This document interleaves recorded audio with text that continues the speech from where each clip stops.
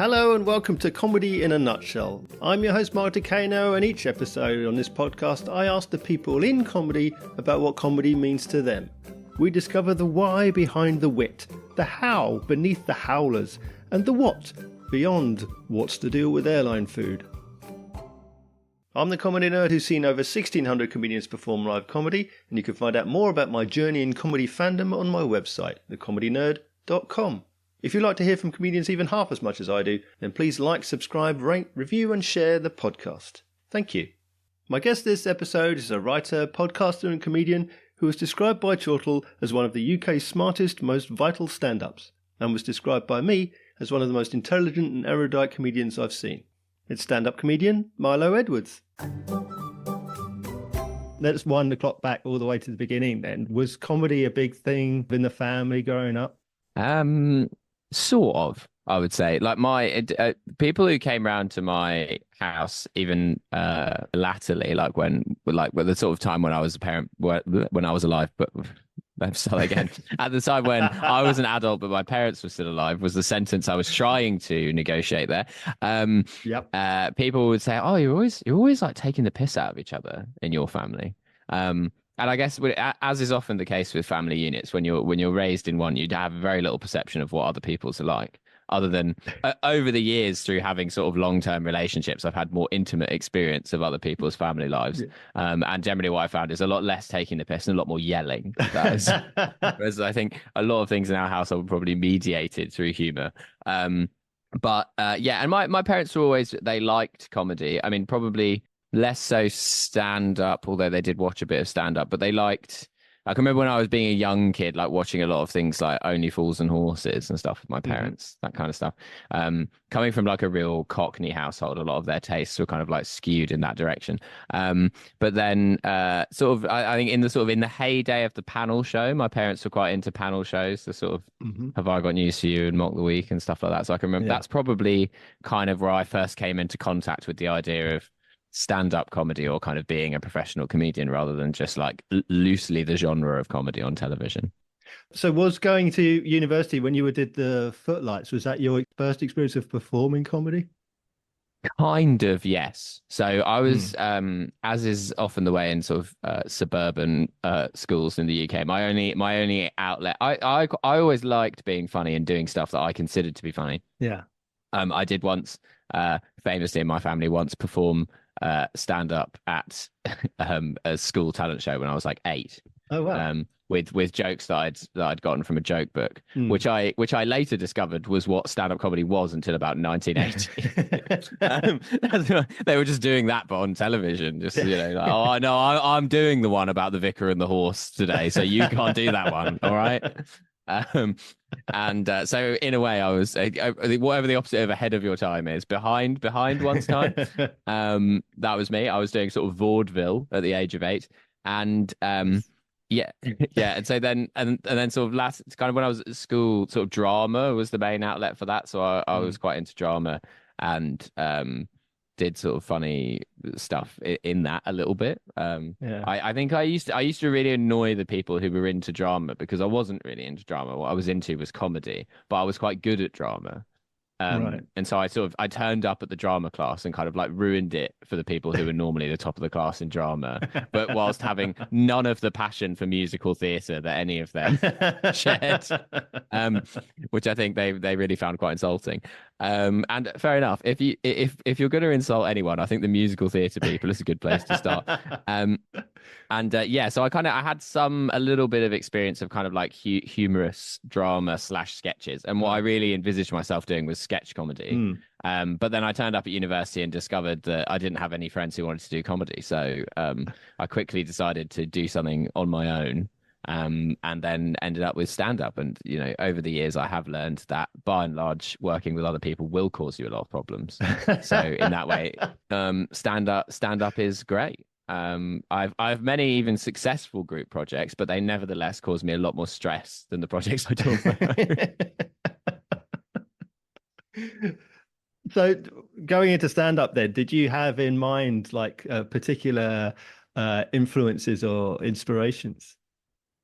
This is a good question. I feel like before I started stand up, my taste in stand up was pretty down the line. Like I Mm. would sort of, my main awareness of stand up was people that I'd seen on TV, kind of, I don't know, whoever was on TV a lot of the time, like people like, Mark Watson, Frankie Boyle, Mickey Flanagan, whatever. Yeah.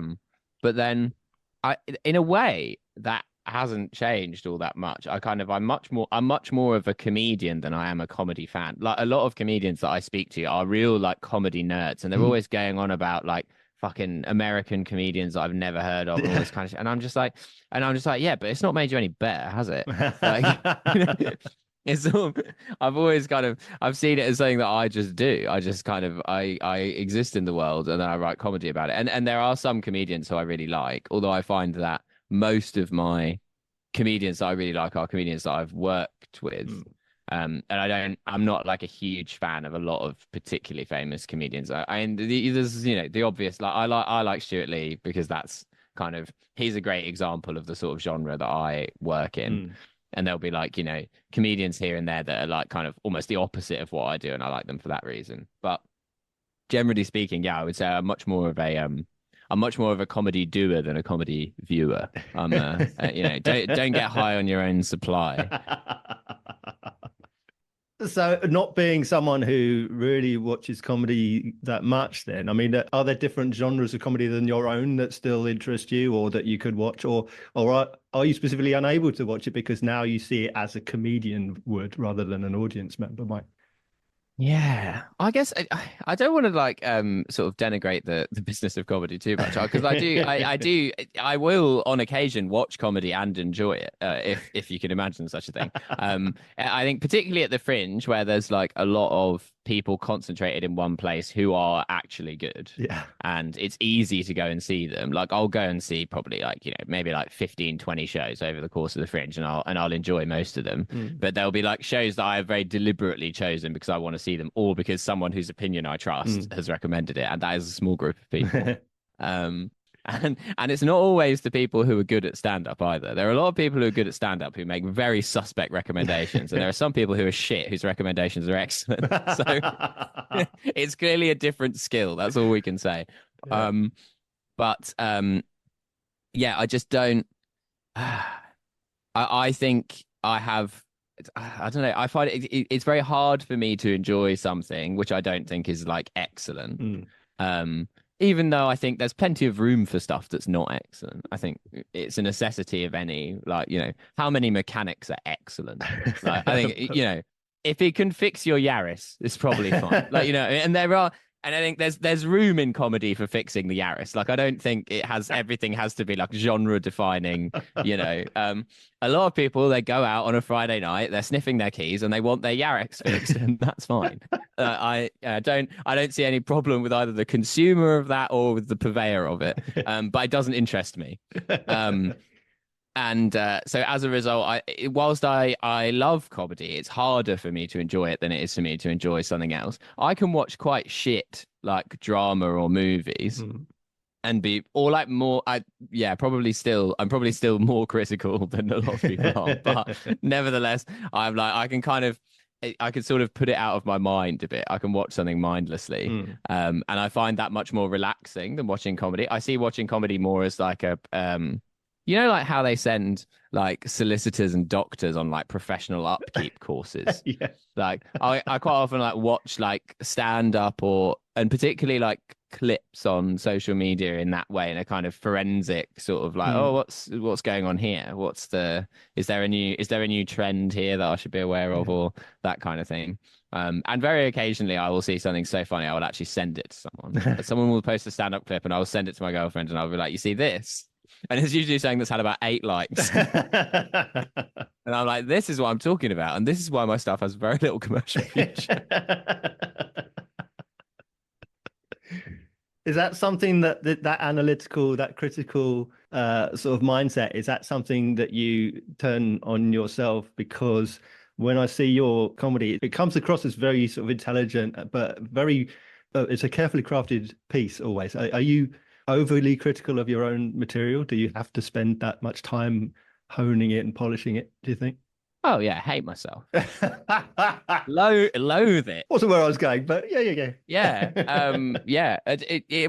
Yeah, there's like an interesting cognitive dissonance there where like I simultaneously hate myself and also think that I'm unreviewably good. Like it's like a dichotomy between those two things. And to the point where, because sometimes when you're a comedian, people ask you questions like, "Oh, how do you deal with like hecklers or whatever, or like with the audience not liking it?" I'm like, "Oh, with contempt." Yeah. Because that means they're ill-equipped to understand what I've just said, and that's their problem. Yeah. Which is probably not the correct approach, but and yet simultaneously, I am like, I hate all of this. It's all bad because I'm immensely critical of myself. And to the point where it's so funny because I can stand back objectively and view it from a distance and be like, well, when other comedians say they liked this or whatever bit it is that I don't necessarily like, which is quite often the case, they meant that sincerely because like it had to be that there was the comedian Jamie Anderson, who I really like. I think very criminally underrated. And the other night we were at a gig and some people walked into his set like 10 minutes in, and he was like, "Oh yeah, it's slimming well. You're a bit late. Just sit down. We're going to take our shoes off in a minute." And then I was like, "That's really," and I said that's really funny. And he's like, "Yeah, I've been doing that shit joke for 10 years." Yeah. Just like, yeah, but it's funny. Like, it made me laugh. Nothing makes me laugh. Which is a long-winded way of saying, yeah, I think the stuff that I do is it's very written. Although I improvise a lot of it initially, but I have quite like structured. I guess in some ways this is a bit of a consequence of, because I used to do TV work in Russia, and they used to edit us. And the big thing, we used to sit in front of this big fat guy called Yegor, and he used to sit down and he used to trash every joke that we'd ever written, rightly or wrongly. It was like his default position was like, "This is shit. We will do it again." And he wouldn't let you tell a story. That wasn't stand up. That's a story. This man, 20 years of stand up had passed this man by. But his big thing was he would just say like, "This joke isn't finished," about anything, regardless of how well it worked in the room or whatever. Yeah. And it forced you to take these, like, I don't know, 30-second, 45-second bits and write them into 5-minute bits that then sucked. But they would then condense to a 3-minute bit that would be like a fuller and more kind of rounded exploration of the topic. And so I think that is often, I see bits as kind of like mini essays, like it's sort of there has to be like a thesis that gets adequately explored and meets a sort of satisfying conclusion. Yeah. And I think most people don't consume comedy in that way. And so I've put myself in this market of appealing to like real comedy nerds, but I'm not sure what the commercial future of that is. Well, you raised an important thing there about performing comedy in Russia. So you spent about 3 years in Moscow? Yeah, 2015 to 2018. Yeah. So how did you find the humor or the sense of humor culturally between the UK and Russia, how it was perceived and how it was received by the audiences themselves? Yeah, I mean, I would say the Russian sense of humor in the colloquial everyday sense is quite similar to a British sense of humor, in that it's quite dry and it's quite dark. Yeah. But the Russian sense of humor in terms of sort of produced professional comedy is quite it's quite unusual, mostly because stand-up comedy there is such a new genre, and because the Soviet Union was such a like walled garden and so weird. Like they still have this thing in Russia, which is kind of what most people's first contact with comedy is, and it's called KVN, and it's like the only way I can describe it is imagine the concept of Morecambe and Wise, but where there are teams of 10 men who are trying to be Morecambe and Wise. Sometimes there's even a woman or two scattered in there, if you can imagine something. and they are attempting to be Morecambe and Wise competitively against one another in a kind of league scenario that is televised. It's like these really stilted sketches. It's like 10 people in suits with microphones, like talking to each other as though it's not scripted, but it clearly is, in this kind of like vaudeville music hall patter style. Very strange, very, very strange. And so many of the people who work in the Russian comedy industry, they come from that background, because that's kind of the equivalent of if you like the Cambridge Footlights in Russia is being in like a really good university KVN team. And so many people like wear that particular badge, and it really poisons their outlook on comedy because it's so bad. There is actually a really funny Kevin clip if people want to look up on YouTube of because Zelensky from Ukraine was in a really successful Kevin team, and they won the league one year, which is of which the grand final was in Moscow, and Putin was like the guest judge. So there's this insane clip from like 20 years ago of Putin judging Zelensky in a talent competition. Yeah, for a bit of for the real international politics and comedy heads there. But yeah, so they had a lot of the stand-up and the people who watched it had these quite sort of like old-fashioned tastes. But then also because, as is so often the case in Russia, they're developing stuff later, but also faster. So you get these kind of weird, like Frankenstein's monsters begin occurring of like, you know, there's sort of people are doing what is roughly 1980s stand-up with 1980s style topics, but with these weird, like 2020s avant-garde touches that they've picked up off watching like, you know, some American comic on YouTube or something. And so you get these very strange mishmashes of like mother-in-law joke, but done with this kind of Stuart Lee remove, like very strange mixtures. And, yeah, I don't know. So then a lot of the culture also of going to comedy there was quite old fashioned. Like you know, people would quite often clap instead of laughing because they sort of treated it like the theater. You get this sort of polite, like a golf clap, you know, like a, yes, it was joke. Yes. But yeah, generally I was a bit of a novelty act over there. I was sort of like the Russian Henning Wehn. I was just, you know, kind of like, you people are so weird. You know, you don't have to eat such disgusting meat. Yeah, that was me. Why are your airlines so bad? That was me. That was me in Russia. That's what I sounded like to them. Old women shout at you in the supermarket. Why? They're not involved. Okay. Yeah, podcast is over. We're just doing a show now. Yeah. So let's talk about some shows then. So I saw your shows Voicemail and Sentimental in Leicester. Oh yeah. And then I saw your new show, How Revolting, Sorry to Offend, in Edinburgh at Monkey Barrel and also in Leicester. I think that was an early version. Yeah. You saw a very rough early version. preview. Yeah. Yeah. Properly staring at notes. I think I had to cut it short by about 20 minutes because I was overrunning. Yeah. I love to do like an hour and a half to 2 hour preview and just throw shit at the wall. But when you're doing it at a comedy festival, they don't like that.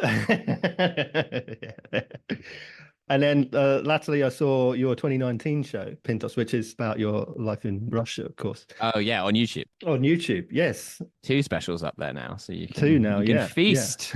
Yeah. So getting to do your hours then, I mean, that must be a far cry from that early sketch comedy you were doing to step out on stage and do your own hour and to be able to have that freedom to flex your comedy muscle with the time to talk. I mean, how was it doing your first hour of stand-up? Yeah, I guess the first time I ever did it was quite intimidating because there's two types of hours. We're talking hours in terms of like the hours that I have like actually created as discrete things like Pindos, Voicemail, Sentiments, and How Revolting, Sorry to Offend. But then there's also just doing hours of stand because I started doing like hours, the time amount of stand up, right? When I was about 22, I guess I did my first one at university. But it wasn't really a show. It was me doing stand up for an hour. Yeah.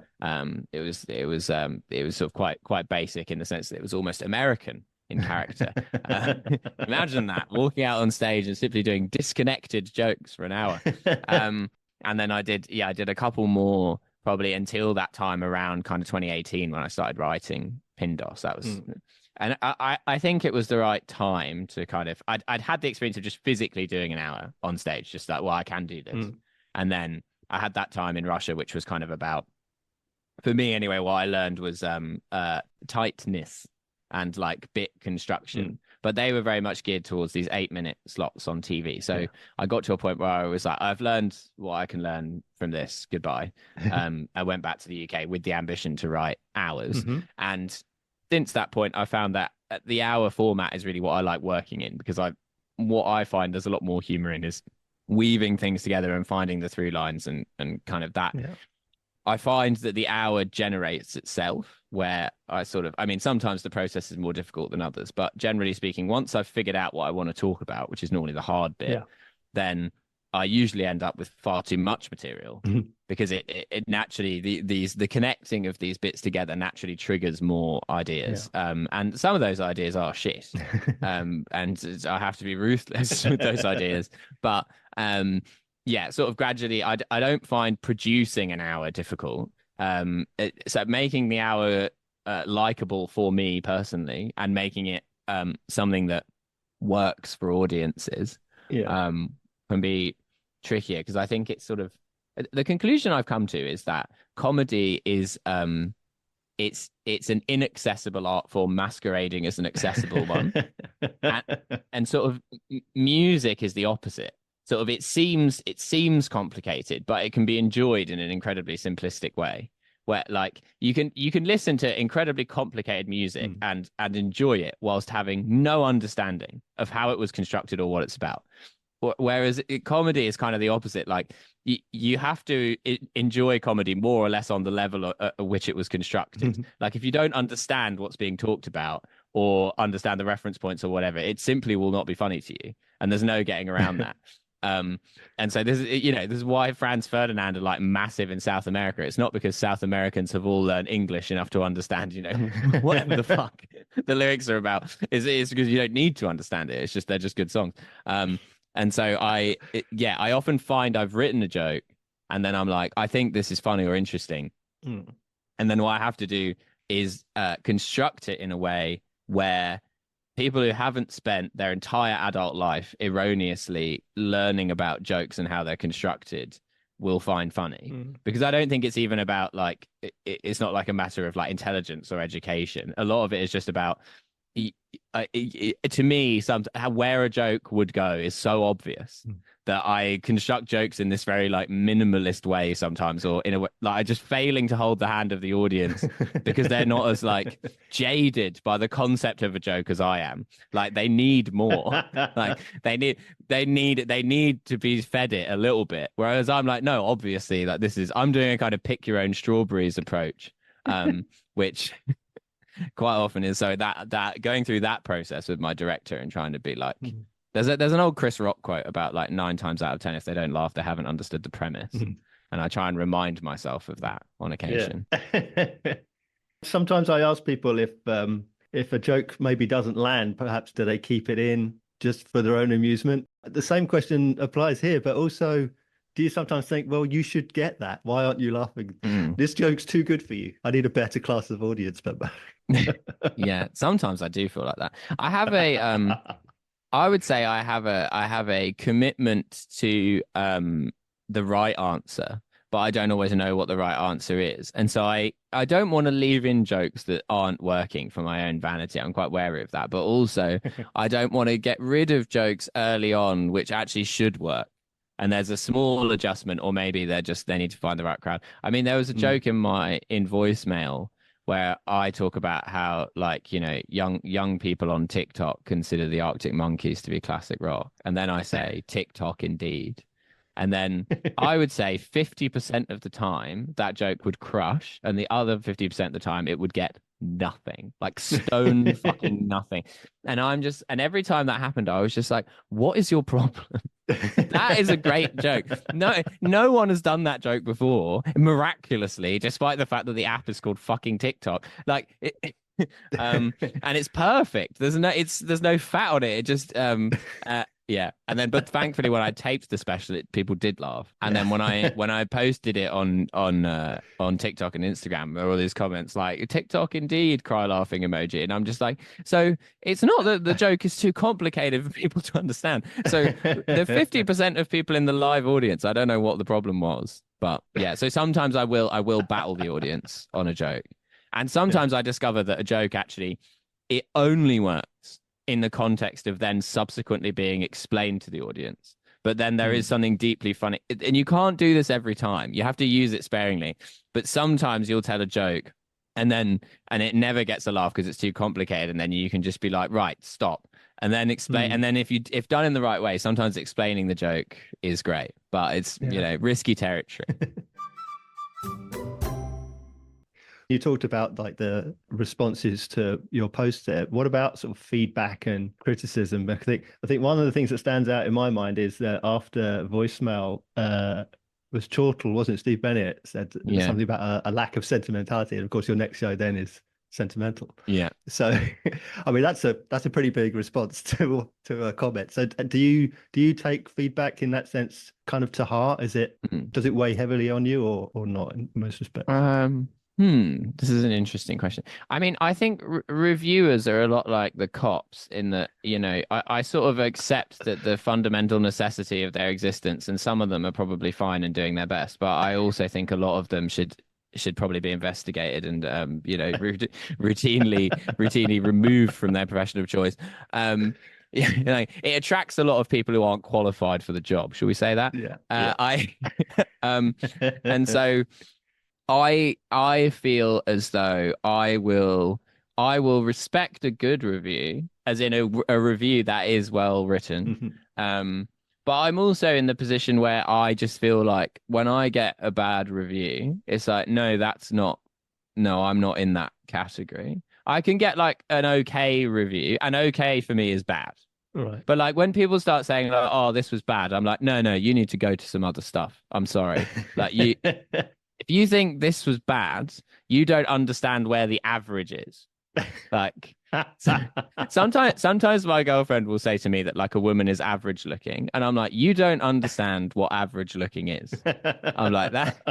I'm like, there are men out there who would dream of that woman. But yeah, no. So I find that in a lot of cases, because reviewing is like it's a completely unregulated, I mean, like I think Steve Bennett actually says, "Oh, 4 stars from me is like a 5 stars from anyone else," and it's like, yeah, but that's not how it fucking works, Stephen, is it? Like it's either a 5 or it's a 4, and people expect these things to be vaguely consistent. Like we know that they're not, but there's no point you saying, "Oh, I have the special Steve Bennett scale of scoring," because it's like, well, no one fucking knows that scale, so everyone just assumes if you give someone a 3.5 that it was shit. Which, um, great stuff. But and you know what? Honestly, I think Steve Bennett probably is one of the better ones. But also with that comes a degree of self-importance that goes into the Bennett review, which I could do without. However, broadly speaking, I would say that I don't really take my criticism from reviews because I generally find that most reviews are badly written, and I include in that reviews that are glowing. I have before had 5-star reviews that read like they were written by ChatGPT. I'm like, I'm glad that you enjoyed the show, but what the fuck is this stream of consciousness like nonsense that you've written that you haven't understood it in any meaningful way? I will put the little emojis on my poster, fine, but this is I'm not gonna read this review and be like, great, I've made it, because someone who barely has a grasp of written English has said that they loved it. And so yeah, I think reviews they're useful. I view them as a tool in that way, where like you need them for like XYZ to update your Wikipedia page or whatever. But I don't think they are meaningful. Yeah. But then I think the most valuable criticism I get is from like my director and from like other comedians that I respect. Yeah. Although it's always a tricky business criticizing other comedians, I tend to only give feedback that's so explicitly constructive. Yeah. That it couldn't possibly be construed as bitchy, because I just feel like it's not. I have a tendency to come over a bit bitchy anyway, so I'm not going to go down that road. But there's such an interesting like conflict of responsibility that you feel, where sometimes like a friend of mine will have a show and it's like it's just kind of not very good, and they kind of know it's not very good, and I know that I could make it a bit better, and like probably their festival would go a bit better, but then I'm also like, but I cannot let on that that's what I think, even though it's already what they think. And actually my motivation here is purely to help because I like them. Yeah. But it's almost like it's safer to just not get involved. which is a perverse kind of paradox, because you're like, well, surely my duty here is to assist them, but also that it's a tightrope. Yeah. So yeah, I tend to find my extrapolation from that is that if a comedian does contribute something to me, I take it in the spirit in which it's given. Yeah. But yeah, I would say I seek out actually constructive feedback, because that's all comedy is like telling things to people and then seeing how they react. Yeah. But then I feel like a lot of people, because like sometimes I think it's so personal. Like sometimes a comedian will like suggest to me a joke, and I'm like, oh yeah, I could never say that. Yeah. That would sound absurd if I said that. Like it would sound fine if you said it. If I said that, that would be. And I love writing for other comedians. That like I write for Olga sometimes for just for like little TV bits and stuff. Yeah. And I love writing jokes that only Olga could say. Yes. Like that, like something that I could never in a million words say. And I find her voice is very easy for me to imagine in. But yeah. Yeah. I mean, that's something exactly what I was about to ask you about, because as a writer for things like the News Quiz and Mock the Week and what have you, and you were talking about if you're offering advice to other comedians, you're having to put yourself out of yourself. And like you said, that, you know, that's not something that you could say. You have to talk in somebody else's voice, but then you have to deliver their kind of comedy in the way they would do it. But you are a comedian and you are coming up with the jokes. Do you have that sort of conflict sometimes, or do you write jokes that you think, well, actually, I would say that, but they wouldn't, so I need to keep that? Or can you put yourself out of it in that sense? Yeah, and this is interesting. Well, so there's probably a bunch of things. I sometimes write jokes for myself that are funny, and then other comedians would be like, "Oh, I really like that bit," and I'm just like, "Yeah, but it's just not something that I would do." Like I wrote a whole bit about XL bullies and like the XL bully band that I was doing in the clubs, and it was like, and people were like really laughing. I mean, it was topical at the time. It would be ridiculous now, and I was just like, "Yeah, but."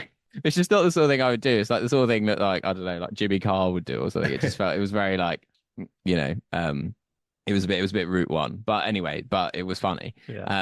And yeah, when I write, I love writing for other people. I don't often get the chance because I'm not much of an industry guy, but I find it to be very liberating, and I love having the opportunity. Like if I had the time, I think I'd enjoy directing, because I find it very easy to see the joins in other people's work and immediately find what the problem area is. Even if I don't immediately have a solution, I find that quite obvious to me. Yeah. Whereas I don't have this with my own work. Or if I do, if I know where the problems are, which is quite often the case, I don't know what the solutions are usually. But then, yeah, it'll quite often, like a comedian will come off stage at a gig and then be like, "Oh, I had this happened actually this week." Be like, "Oh, I had a problem. What's wrong with this bit? I can never get it to work." And I'm immediately like, "Oh, you should do this." And it's just, and I almost don't even know that I'm saying it. It's just like it's just sort of coming out of my. But if that was me, I would be like, "Yeah, fuck knows." And so yeah, I enjoy writing for other people, and I find that process to be enjoyable. And I think people are usually surprised at how much I write if I sit down with them for an hour. Because I think the paralysis of writing your own stuff is the decision making element of it, of like constantly being like, "Oh, but is that the right thing?" Whereas if you're writing something else, you're just laying out a buffet of like, here are all the things I can think of that might help you here, unless they're coming at you with a very specific problem. And that's kind of easier than the sort of the internal turmoil debate about what to do. I did notes for another comedian once, years and years ago, and they said to me, "How do you come up with this stuff?" And I was like, "I'm a professional comedian." Yeah. Anyway, they're quite successful now. Draw your own conclusion. Obviously, you talked about writing an awful lot, and you're a podcaster, you're a performer. Where is your comfort zone? Where do you feel most at home, do you think? Writing, performing, or in the studio? That's a good question. I mean, well, I guess in a way in the podcast studio, because that is where I spend so much of my time. Like I can do podcasts with my eyes closed, but stand up has a greater sense of, I don't know, like being worthwhile to it. It feels, there's like podcasts are a bit easy come, easy go in some ways. Don't know what you mean, but I'm very grateful to podcasting for all that it has given me, both sort of financially and audience wise. And I think that it's also a great outlet for just a different type of humor that you just can't, it just doesn't work in stand up. And I often find, because now I'm in the position, so many of my fans are not really like stand-up fans. They're like fans of me. So they're from podcasts or whatever. And so they come and watch me do stand-up, but they're not very like stand-up literate in the most neutral way possible. Mm. So sometimes fans will ask me like, oh, why don't I ever do, you know, XYZ type humorous bit that I would do on the podcast on stage? And I'm like, oh, because it wouldn't work. It would bomb horribly. Because that's a bit that requires having listened to many episodes of the podcast and having this sense of a built up well of lore and references upon which we're drawing that makes that funny. But a stand-up audience would be like, what the fuck are you talking about? And so, yeah, I appreciate them for different things. Yeah. And I mean, writing is something which I do so relatively infrequently, other than just writing my own stuff, which I consider a sort of subheading of stand-up. Yeah. But I do enjoy writing, and I find it very easy. And yeah, I had something else to say, but it's now eluding me. But yeah, so I kind of find that yeah, I just see all of these things as like that they have their own little internal lives and categories, and I don't worry myself too much about the overlap. But it's a strange life. You just have to have so many jobs. I don't constantly torn from one place to the next. Well, what about when you have effectively no jobs, like, for example, in a lockdown scenario? So following Pindos and prior to voicemail, obviously we were all shut down. Yeah. So what did you do at that time? How did that affect your ability to do comedy? Did you dive into writing, or did you perform like Zoom gigs and things like that? How did that affect you? How did you work around that? Firstly, first 6 months, 10 out of 10. I would say obviously, like, you know, some people had very difficult circumstances during COVID, but I would say if you one of the relatively lucky ones like me, where you fundamentally your income was unaffected, and yeah, you had a nice place to spend the lockdown, and you could just not be fucking stressed for 6 months. Yeah, it was so good. And I know that some people were so much more stressed, and I'm not taking away from that, but I'm saying that I know people who had an equally comfortable lockdown as me, and they stressed themselves out so much. And I'm just like, why? It was amazing.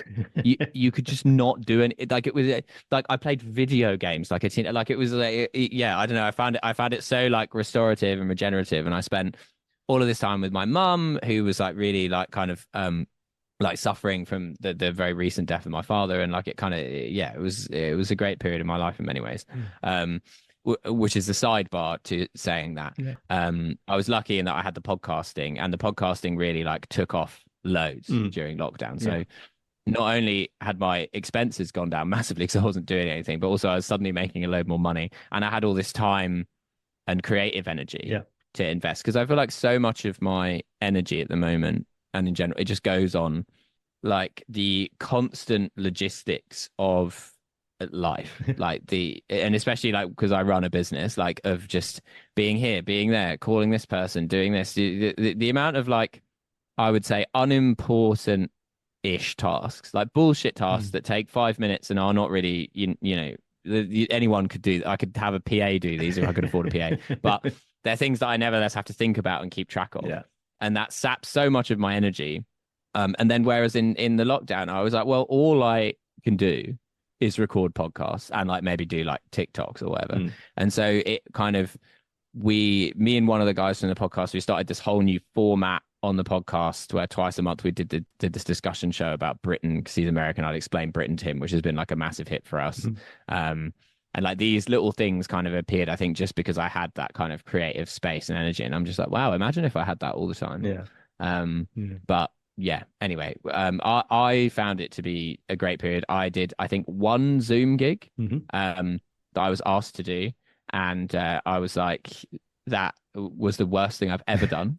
And I think possibly everyone involved with organizing that should be killed. And then when I got off the call, there was a bat in my house, and I was like, well, this is some kind of omen. Now I have to get a bat out of my house because I did that. You know, it was like the bat was the bad energy from that gig, and I was sort of ceremonially exercising the house. But yeah, I mean, respect to comedians who do Zoom gigs and enjoy them, but honestly, it was like soul damaging to do it. Comedy is an atmosphere thing, because one thing that was interesting, because I work somewhat with Mark Watson, and he organizes a lot of stuff online, and especially since the pandemic. And he said that so many people who are like disabled or otherwise can't leave the house have said, oh, it's great because they can watch comedy now. And and I think that's great. Yeah. However, since the pandemic, those gigs are live gigs, which are just being streamed to whoever wants to watch them. That is fine because then the atmosphere exists. But the pure people now who are still organizing the pure Zoom gig, I'm like, what is wrong with you? Like, you can still have people zooming in to a gig, but it doesn't need to be this tortuous, you know, I'm only clothed on the top half and people are like clicking the ha button shit. Like, oh no, no, thank you.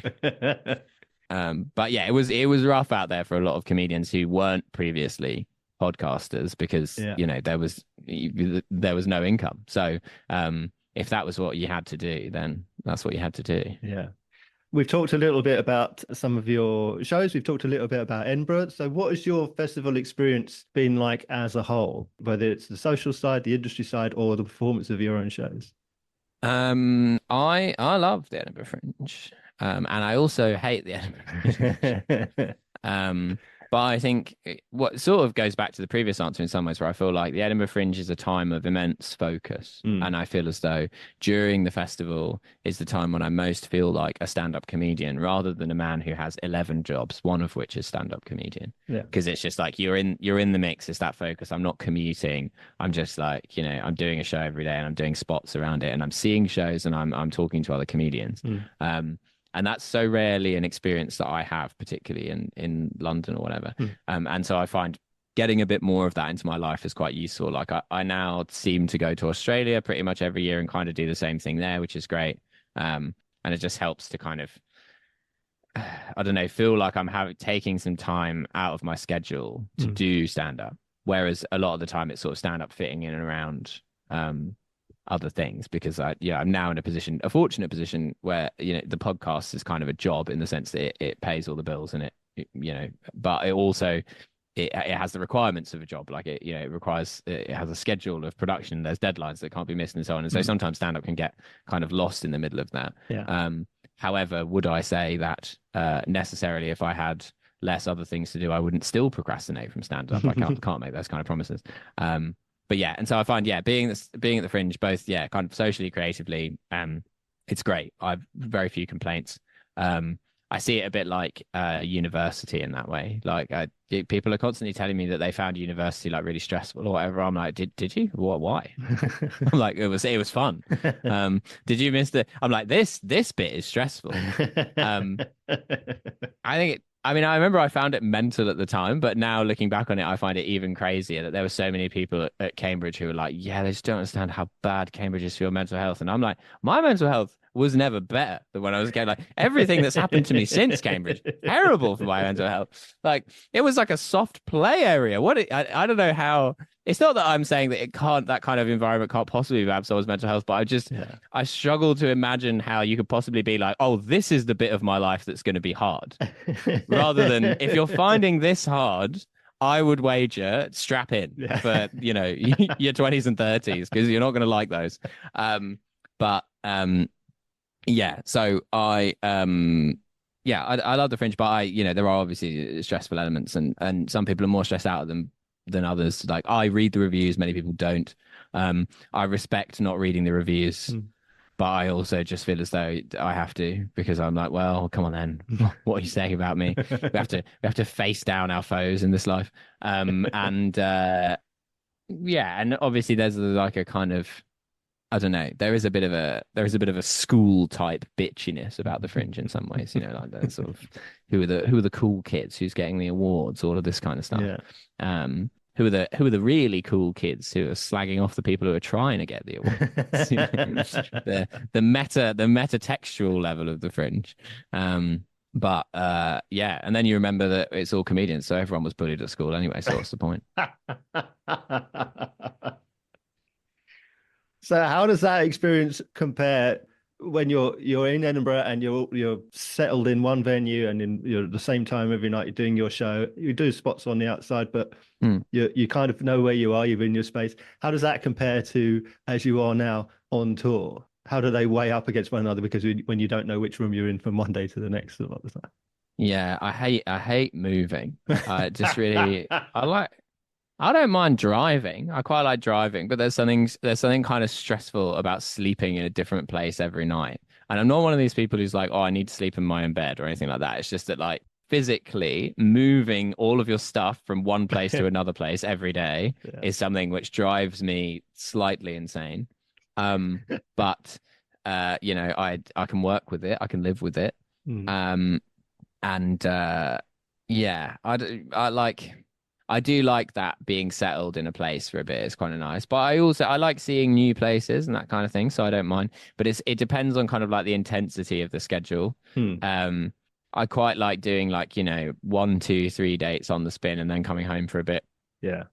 Because I'd find if you're doing that like too many days in a row, you do start to lose your mind a bit. And so I think probably the game is changing a bit because it used to be, comedians maybe like 20, 30 years older than me, they're like on the road like 200 nights a year or something. And it just seems mental. Like I just feel like you just don't need to be on the road that much.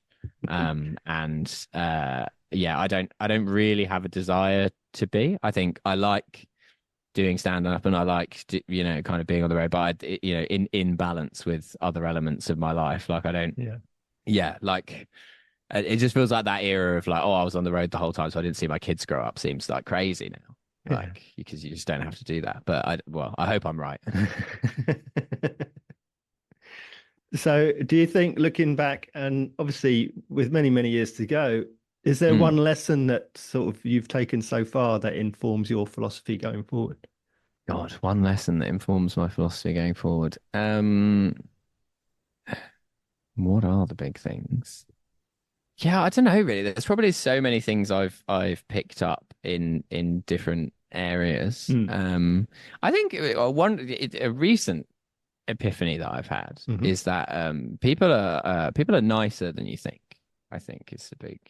I feel actually there's a sort of there's a kind of surface level bitchiness in comedy which makes you quite suspicious of a lot of other comedians and not people that you know well, but like people that you don't necessarily know well. And I think that yeah, quite a lot of people actually surprise you with how well disposed they are to you, or at the very least in their kind of. I think people who you might just because I think also so many people in this business they come off a bit standoffish, probably because they're shy, right? Because you sort of forget because everyone earns a living from talking to hundreds of strangers that actually most people in this business are fundamentally quite shy, and yeah, it's sort of just enlightened me to like how many people possibly I had this kind of like falsely standoffish relationship with that was based on nothing. And so yeah, I think there's a sort of I was probably a bit of a lone wolf for too long in my approach to the comedy industry. So I would definitely be an advocate of networking. The thing I'm worst at, networking. So what then so far do you think have been your best and worst experiences being a comedian? That's the worst experiences. Yeah, I mean, worst experience. How long have you got? I've done. You ever heard of Derby? Yes, I have. There you go. Say for the real Leicester fans there. No, I'm sure Derby is lovely. It just so happens the only gig I've ever done in Derby was pretty dire, and it's not even one of the worst ones. Yeah, I think there are so many things in comedy where you're just at the whims of people who aren't qualified to have those whims. Like early in my career, just like being at, doing clubs and stuff, and like you're not even because you're so shit still. You're not even doing good clubs. Like you're doing clubs where like you're still one of the better acts on the bill, even though you're very like green. And then they're run by these shit old bitter people who are just constantly like giving you the world's crappiest advice in the world's most patronizing way. And what's frustrating about this, it's a bit like how I felt about like teachers at school, where I'm just like, well, I do actually need to learn things, and I'm not, I am 7, but also you are an idiot, and I know that already. And it was sort of the same with the early years of comedy where I like. And probably with a greater degree of arrogance than I had when I was 7, but because what I needed actually was good advice. And what I was getting was bad advice from people who sucked. And so what I interpreted that as is, well, I don't need advice. But actually, I did need advice, and I would have done better for seeking it out. But I was constantly being offered advice that was terrible. So you can see why I, ended up in the position of not seeking out advice. And so, yeah, I think that's a real like grinding experience that so many people have. But then equally, I think so many people also don't have that experience. They get like parachuted in at like cushy industry gigs, and then they're crap. So, who knows? Maybe the start of comedy just has to be a kind of dragging your nutsack through broken glass type experience in order to forge the kind of embittered soul that writes stand-up comedy. As for the best experiences in stand-up comedy, I guess there'd probably mostly be just like hours that I've performed that have gone really well, and like tapings and things like that. Like great gigs are probably things that stick with you a lot. And like I love the traveling side of it. Like I'm a big fan of going abroad, and I find it I feel like if stand up can fund me to go on an interesting trip, then it has achieved the trip has stood on its own merits. Like I don't really necessarily need to come back with a profit. If I've gone somewhere I wouldn't otherwise have gone, and it interested me. And so that's a great side of it. And I think you do meet interesting people. I also meet a lot of people that I would rather not ever speak to again in my life. But I think they are generally outweighed by the interesting and smart people that you meet who have interesting thoughts. I mean, it's meant that I don't have to get up at 7 o'clock in the morning, which is incredible and something I'm grateful for every day. So how can our audience find out about you and where we can come and see you performing? So you can check me out on Twitter if you're a real head. I won't call it X. I'm not doing that. Elon Musk can suck my dick. That man's my mortal enemy. He's ruined the website that I'm best at. But if you do like the people who are fiddling while Rome burns, you can get me on Twitter, Milo_Edwards. You can also get me at Instagram on the same handle if you're normal. If you're one of the normal people consuming normal things, pictures of people's holidays, pictures of people's horrible meals, pictures of people holding keys outside their house, with a man who is most just like a boilerplate man you've ever seen in your life who works in recruitment. That you can get me on there. And I even sometimes post tweets on there, so you can, that's fun.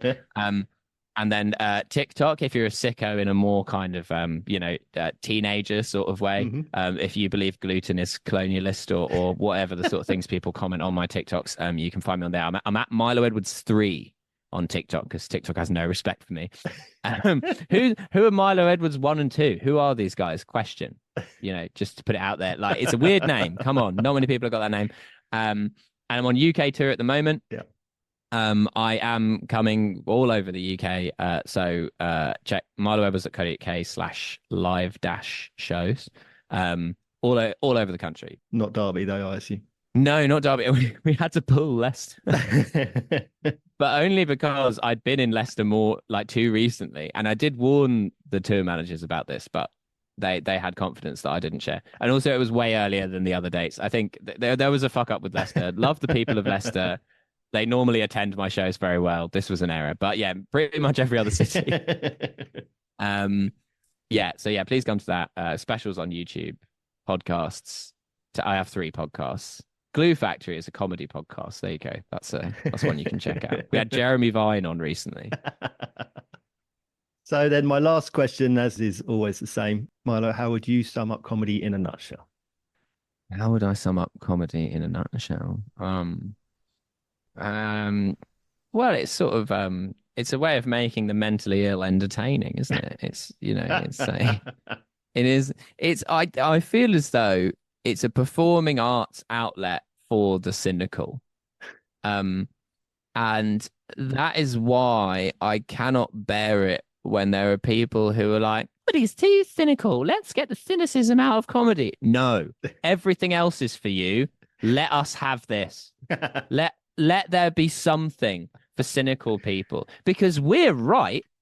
Like, it's no fun being cynical. I agree. Well, sometimes there is, but generally it's not that fun being cynical. But I'm burdened by being right about most things, right? So let me have one thing where I can express that in a creative way. Not everything has to be fucking musical theater. Like, and this is, I notice this so much. If you go and do the Australian circuit, there's so much more like whimsy.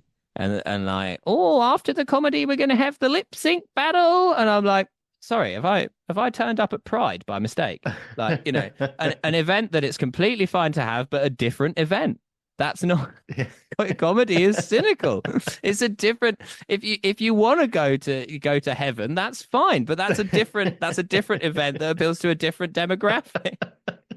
Like, I'm not sure why there's a miming drag show going on in the comedy club. It's confusing to me. Yeah. In the same way, it'd be confusing if I turned up at the drag show and started doing bits. That would be so odd. That would ruin everyone's night at the drag show. That would be terrible.